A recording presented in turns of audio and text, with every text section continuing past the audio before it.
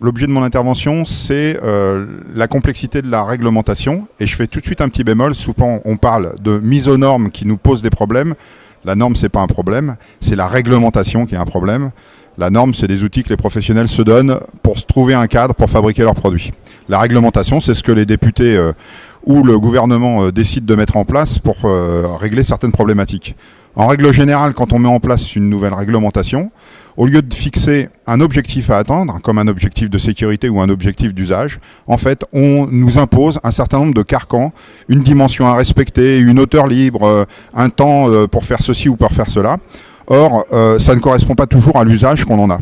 Si on s'en tenait, et en prenant l'exemple de l'accessibilité, à dire pour qu'un bâtiment soit accessible, faisons la démonstration qu'une personne en fauteuil roulant pourra rentrer et circuler dans tout le bâtiment et utiliser tous les services qui y sont rendus, et que cette simple démonstration suffit à démontrer que le bâtiment soit accessible, on aura un résultat rapide, qui soit vraiment efficace pour l'usager. Or, aujourd'hui, on va passer tous beaucoup de temps, beaucoup de fonctionnaires vont passer du temps à vérifier que telle dimension fait 1m20 et que si elle fait 1m19, c'est pas bon, alors que 1m19 ou 1m20, finalement, la personne en fauteuil roulant passera pas.